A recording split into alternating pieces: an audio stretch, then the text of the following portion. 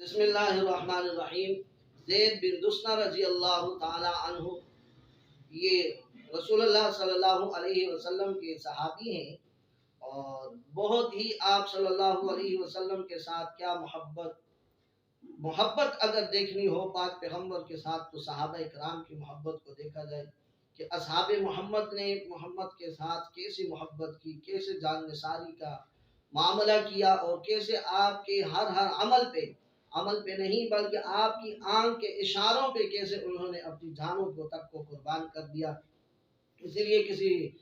بزرگ کا قول ہے کہ ہم میں اور صحابہ کرام میں فرق یہ ہے کہ صحابہ کرام پاک پیغمبر کے اشارے کو سمجھ کے عمل کر لیا کرتے تھے، ہمیں حکم دے دیا جاتا ہے ہم پھر بھی عمل کو چھوڑ دیتے ہیں۔ تو عرض یہ کر رہا تھا کہ حضرت زید رضی اللہ تعالی عنہ کو جب کفار نے پکڑ لیا، قریش مکہ نے پکڑ لیا، کافروں نے ان کو قید کر لیا، تو وہاں سے اس کو سفیان ابن ابی حرب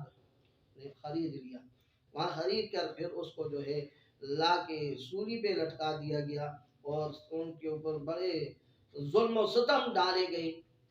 اور پھر ان سے یہ کہا گیا کہ بتاؤ زید، اگر آپ کو اس سولی سے نیچے اتار دیا جائے، آپ کو پھانسی نہ دی جائے، آپ کو تکلیف نہ دی جائے، آپ گھر میں آرام سے بیٹھ جائیں، بشرطے کہ یا اس کے بدلے میں آپ کا پیغمبر اگر آپ کی جگہ ہوتا، آج اگر آپ کی جگہ پر اس سولی کے اوپر آپ کے نبی محمد صلی اللہ علیہ وسلم اگر وہ ہوتے، نعوذ باللہ انہوں نے یہ کہا، اگر یہ ہوتے تو آپ کا کیا خیال ہے؟